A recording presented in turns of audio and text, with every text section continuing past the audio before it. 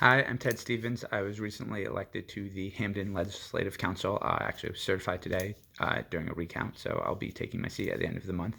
Unfortunately, I can't join you tonight because I have my last meeting as a member of the Planning and Zoning Commission before I have to resign to take my council seat. So I apologize for not being there, but hopefully I will get to meet you all in person soon. In any way, I want to leave a statement for you about why Medicare for All is important to me. So since college, I've always been more interested in opportunities that were personally fulfilling and had the potential to make a positive impact upon the world over ones that may have been more financially lucrative. This is why I decided to earn a master's degree in community planning and ultimately pursue a career in that field, and more recently, why I decided to run for a seat on Hamden's Legislative Council. Now that I've won a seat on the council, I must use that position wisely in order to effect the most positive change in my community. And frankly, there are few causes that would have a more immediate and positive impact upon Hamden residents than universal health care, whether it be instituted at the state or the federal level. I'm fortunate in that the health care costs for myself and my family are nearly fully covered by my wife's employer.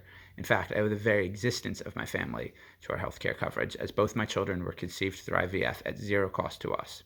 Comparatively, the national average cost for an IVF cycle is over $10,000 and can be many times that, depending on the number of procedures needed. While fertility coverage has been a godsend for us, lack of coverage has prevented many thousands of couples around the country from being able to build the family they desire, or has compounded the financial strain put on families as they bring the children home from the hospital, quite possibly without any paid parental leave, and facing years of expensive childcare, which are two other giant holes in our social safety net that we'll save for another day. While this is just one example, I've heard too many stories and seen too many statistics about the financial burdens and emotional stress that lack of affordable health care has placed on Americans. And I believe that it is my responsibility as a legislator, taxpayer, and citizen to advocate for solutions that will allow all people to not just survive, but to thrive. And I believe that Medicare for All is one such solution. To that end, I know that Medicare for All CT is promoting a resolution for local legislative councils to state their support for Medicare for All, and I support Hamden passing such a resolution, as New Haven has already done. Being new to the council and not having had the chance to discuss this with other existing and incoming council members, I can't yet speak to the process or the timeline for getting this resolution passed. I plan to keep my constituents and other interested parties informed of the process of not only this, but all actions of the Legislative Council on my Facebook page at facebook.com/TedHamden8. So, give that a follow if you want to keep posted.